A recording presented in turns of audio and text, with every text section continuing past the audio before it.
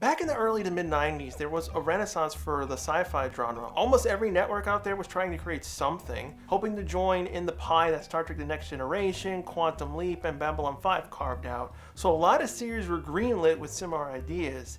Be futuristic, a space show, or especially time travel. There was all kinds of movies and stuff about that. In 95, instead of doing another time travel show, Tracy Torme and Robert K. Weiss came up with something different, an area of science fiction that doesn't always get focused on: parallel universes. It's used as episodes here and there, famously the mirror universe for Star Trek. Episodes of Stargate SG-1, Atlantis, and Universe all did crossing dimension episodes too. Sliders was different. It stems from Torme's writing background. He was one of the main story editors for the first 2 seasons of Next Generation. He knows his sci-fi. His style goes for more character focus with bizarre plots. That's how TNG got episodes like The Royale during the writer's strike. Mixing those two things together, Torme came up with a universe that was beloved by many. In the earlier seasons, he made a science fiction show not feel like a science fiction show. That came down to the cast of characters: Quinn Mallory, Wade Wells, Maximilian Arturo, and Rembrandt Brown. They were thrown into situations of life and death, all because they wanted to go on a ride around the universe, never thinking about what could go wrong. The character that drew me into the series when I was young was Quinn. He's the lead character. Quinn's the genius. He's the one who invented the timer, the device that allows him to travel to different Earths. He wasn't your average genius. Most smart characters in the 90s usually went for the stereotypes: awkward, nerdy, glasses, stuff like that. Most didn't evolve the character beyond those limits. With Quinn, he was a mixture of many things: a genius, a jock, didn't wear glasses. In the pilot, he didn't even understand what he made. Plus, he's dense when it comes to relationships. He made mistakes, never was perfect. He put a lot on what happened on his shoulders, and over most of the series, you saw him go through a lot of crap. Wade, how would I describe her best? I guess the hyper one, the heart of gold, wanting to go on adventures. Sometimes she gets a big head for herself. She's also the team compass. Wade believed in more of the mystical nature of the universe. Interesting that she fell in love with Quinn, so they always butted heads. They never really got together. In some cases, Quinn and Wade would argue over the stupidest things. Wade did anchor Quinn. She really was the only one who could let his emotions out. Arturo was the breakout character. On paper, the professor is just an annoying teacher that was jealous of Quinn. Quinn pissed him off in class just to annoy him. But john-rhys Davies brought way more to this simple character. I knew him before this as a voice actor. He did roles like Macbeth on Gargoyles. Of course, he's remembered mostly from Indiana Jones and Lord of the Rings. Here, with Torme's writing, they brought this comedic side out. He just became this lovable guy who screamed at the impossible situations they were in. There's episodes where O'Connell can't hide laughing when Arturo would go on to his rants. This leaves Remy. He was actually pulled into this mess literally. Just some regular dude who was trying to get back his music career after a couple of decades of nothing. He's the audience character, the guy who asks, "What's this mean? What's going on with the timer?" At first, I thought he was going to be the third wheel of the group. How ironic, looking back at how the series came out in the end. He got some really great episodes. His best ones are in the first season, so right out of the gate, he was funny, got scared and ran from stuff. The guy who logically said, "Why are we getting involved?" And he tends to forget all this if his ego gets stroked. A cool bonus was that Clavant Derricks has a twin brother, so they were able to use him to save on visual effects moments when they needed doubles. These 4 characters are why the series took off. Arguably, the 5th character is the timer itself, you know, the device that allowed all this to happen. It became a popular gadget at the time.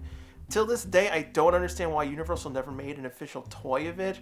It even had an episode mourning its loss. The rules of the timer are very simple. The timer is what opens wormholes that link 2 Earths together. When the timer was fully functional in the pilot, it stored your home coordinates. Once the time was reached, it pulled you back.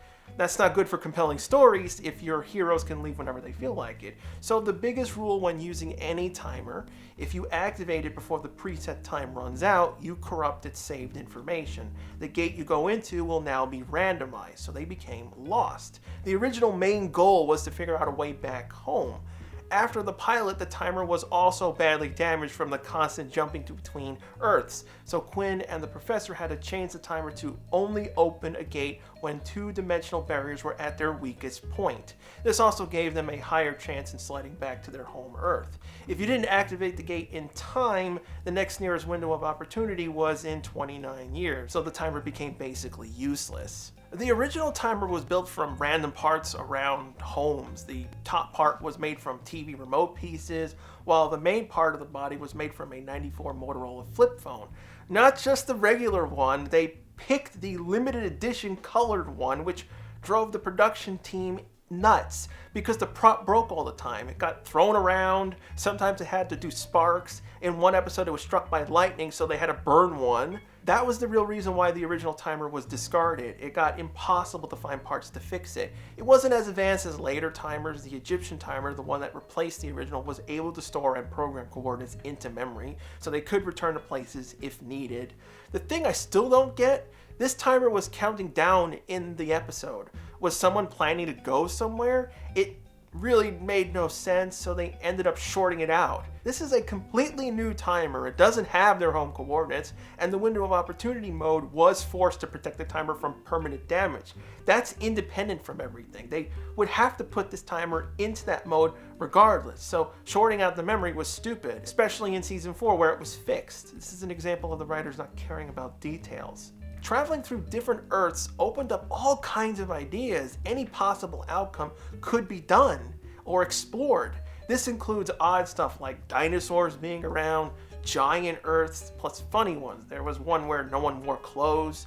The pilot dealt with the Americans, British, and French losing World War II. One of my favorites was the episode where diseases broke out on the planet, all because no one discovered penicillin. There's also episodes that deal with alternate lives of the characters. On some Earths, Wade and Quinn were married. On one Earth, Quinn had a fraternal double who was female, and the most common problem was them dealing with Earths that were virtually identical to theirs, with minor differences that could easily be overlooked, so they thought they were home many times. In one case, they did find home, but they left it. Unfortunately, this series had problems from day one. It all started with the network Fox. Firefly fans are very familiar with this issue. Many sci-fi shows got canceled by them. I'll be covering a few of those in the future. Sliders was no different. Originally, the show was canceled after season 1 ended. On top of that, Fox aired practically all the episodes out of order. I can feel your face-palming, Firefly fans. Fox didn't care, even when episodes linked to each other, which you could tell from the clothing they wore. What was more annoying, it took 3 different DVD releases to put the show in production order. This affected important plot points to the series itself. Summer of Love was intended to air as episode 2 or 3, depending on how you count the pilot. It aired as 5th, and this was the episode that explained why the timer was changed to the window of opportunity system. So if you watched the series in air date order, all of a sudden the team couldn't leave when they felt like it, and when the Summer of Love did air, they cut half the scene that explained the timer because of the change in airing order. So unless you're a diehard fan, you still got confused on it. Luckily, the show was brought back by fans complaining to Fox, so it got a second season. But the network meddling got progressively worse. Because season 1 was almost a year ago when season 2 was about to premiere, Fox didn't want any resolution of the cliffhanger in season 1. Mind you, in the cliffhanger, Quinn was shot, they got an extra character, and a dog. I don't understand this logic. You make a series to build a fan base. They want answers to questions left over. Why that's a problem, I don't know. Torme fought to film a small scene to wrap these things up and to stick it within an episode of season 2, which Fox again aired out of order. Torme had to backdoor write a moment with Quinn having shoulder problems in the episode called Into the Mystic, so that became the unintended season 2 premiere, even though it wasn't filmed first. Besides all this, season 2 was an improvement over season 1. Sliders got bigger stories, it dealt with some more fantastical elements. The CGI improved, it was difficult in making the wormhole back then. Its look changed throughout season 1. Season 2 was able to bring it back to the pilot look. The show was not afraid of leaving unanswered questions. Most famously, one episode that involved 2 Arturos. We don't know if the real one slid with everyone or not. The show even came up with new villains for them. They were called the Cro-Mags, who also developed sliding tech like Quins. What could happen if this was used for evil? Their goal was to enslave all the other Earths they encountered. Every show needs a main villain of some kind. I didn't have an objection to them. Season 2 came out fine when you watch it. Behind the scenes, that's a different story. Torme was constantly being challenged on how he wanted the show to go versus what the network wanted out of it. This came to pass with him leaving in early season 3. Some of the writers tried to give him a bone to get him back, bring a few of the side characters in, but ultimately it didn't work. The show was originally filmed in Vancouver. The execs didn't want another Torme situation again. Mind you, Sliders' ratings were fine. It was not like the show was horrible, costing them money. It was a low-budget series and kept itself modest. This is where we come into play with season 3 when all hell broke loose. The first things that happened was the show moved to LA. It visually looked different. At least in the beginning, the writers explained why this happened, back when they cared. As usual, the episodes were aired out of order, but this time they did get a full season. Fox loved the dinosaur episode that was done in season 2. Everyone loved it. I loved it, but it ended up making the show go in the wrong direction. With the new showrunners, the series devolved into this action movie of the week. They would rip off ideas from popular movies of the time. We got a tornado episode because of Twister being the #1 movie, stuff like that. The character growth and fun stories were all but gone. That's not even the worst of it. The original intended premiere for season 3 was going to set up a new villain for the season. They liked the Cro-Mag idea from 2, but wanted to go smaller, so they created St. Clair's character, who was the fraternal double of Quinn. She was going to follow and meddle with the gang after Quinn had to stop what she was doing on her Earth. This went nowhere because Fox had a secondary mandate for the show. She didn't have enough sex appeal, so she was dropped after the first episode. Season 3's quality and stories kept going down, but this isn't even the worst of it. John-Rhys was very vocal about Sliders. He could see the potential that was being wasted, so before season 3 began production, the network basically had enough of him complaining, so they wanted him off the show. The professor is arguably the most popular character. They all grew into different roles as the series went along. Arturo became the father figure of the group. He would listen, you loved when he went into his tangents. He was so popular, Rhys Davies became the whisper voice on the logo. Fox didn't care, they wanted him gone. Not just fired, but killed off in the worst way possible. First, he contracted a disease from nowhere, and he only had months to live. He keeps it mostly hidden, so you think he's gonna get a dramatic death. No, what the writers do was downright insulting. This all comes to pass in the Exodus 2-parter, which is a fitting label. This is where a whole bunch of fans gave up on the show. Exodus set up things that will be running through the rest of the season. Remember when I said they got rid of St. Clair? Well, they ended up doing that story, but instead giving that role to a new villain called Rickman. The 2-parter was supposed to be this epic movie event. It rips off Armageddon and all those other asteroid films, except with the twist. Pulsars. Ooh. So since Arturo has to be killed off, this means the group will be a man down. So there has to be a replacement. This is where Maggie Beckett comes in. She's introduced in this 2-parter as well. Remember the show needed more sex appeal? That's what basically she was hired for. It sounds like I'm hating on this character. In the beginning, I really did. It was a horrible situation that she was thrown into. Replacing someone who is loved up the ass is going to be difficult under normal circumstances. But because we're in season 3, she's a non-character. Yes, she has a background, full military. She has a husband who gets killed by Rickman. That's her main motivation. But that's all she gets. If Maggie had stayed this way for the rest of the series, there would have been no way I'd like her.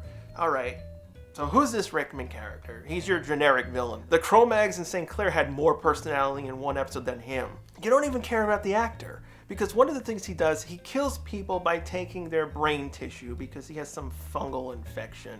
He kills Maggie's husband and took half of the professor's brain tissue. This is all going on while this Earth is about to be wiped out by a meteor storm of pulsars. So Quinn was forced to give them sliding technology to save as many people as they can. So on top of Rickman being insane, he has his own timer. It was made from a Sega Genesis controller. It was pretty fancy. Another timer toy they could have made. Okay, I've been avoiding this moment as long as I could. Let's count how many ways that Arturo gets screwed. He got a fatal disease at some point in season 3. Rickman took half his brain, so he was permanently brain damaged. Then to top it off, Rickman tries to kill Quinn and the professor steps in front of the bullet. You'd think that scene would be cool. It was the worst edited moment in the series. It's done in this crap slow-mo garbage. They have a CGI bullet shot. The slow-mo makes it look like everyone can just get out of the way. And when Arturo's shot, you don't even see it. Falls on the floor, says the show's name, dies. Can't mourn him, he blows up with the earth. Such a great way to get rid of Arturo, huh? The rest of the season is them stopping Rickman and getting their home coordinates from his timer. Did I forget to mention that? Well, it's not really important when we get to season 4. Plus, Quinn had to leave his Earth because Maggie couldn't breathe there for some reason. Don't bother caring about that plot point, or the writers surely don't themselves. Yeah, so the rest of the episodes continue ripping off other movies. The 4 follow Rickman, he keeps killing people. The timer got an upgrade so they could track his wormhole. Then out of nowhere, this brain sucking has the ability to give Rickman the power to change his face. More like the actor didn't want to be in this garbage anymore. What pissed me off the most, because of how badly season 3 was aired out of order, Fox aired an episode that had the professor in it after he died. They had to do some last-minute ADR explaining this was a flashback episode. They did not give a crap about this show. It just devolved into garbage. There was one episode where Maggie was possessed with something. Then they had an episode about snakes that killed people, so they're running away from them. And we get to the season finale. They get Rickman's timer. Wade and Remy go back to their Earth while Maggie and Quinn fight Rickman. He tries to follow Wade and Remy, but the gate closes and he falls off a cliff. So the finale ends with Quinn and Maggie together, ending up on another Earth, separated from the others. Now, mind you, she had a husband that died like 3 months before, and they're trying to do this stupid love interest with them. And to end season 3 with even more stupidity was them sliding into an Earth that looked futuristic. Now, Sliders is all about traveling through different universes. It's not time travel. They go out of their way in the pilot to state that. And what does Quinn say? We slid into the future. Fade out. This is the reason why fans hated the new showrunners and why fans really hated Fox. All they ever do is cancel sci-fi, meddling like Sliders or just not caring about it. Firefly gets axed, Mantis gets axed, VR5 gets axed, Futurama gets axed, and recently Orville got moved to Hulu. I count that as being canceled because Sliders got picked up by the Sci-Fi Channel for the last 2 seasons. There's very little good that came out of season 3. One, Rickman's timer was cool. The wormhole CGI was nice, and Danny Lux came up with the perfect opening theme. They couldn't find a theme that fit the show for the first 2 years. Lux nailed it. He even did an update to it in season 4. This went on really long. I'm gonna leave it here, give a whole video discussion on the changes that went through the last 2 seasons. They really need the room. If you remember a show or movie that's been forgotten about, leave it as a suggestion for a future video below. I might cover it one day.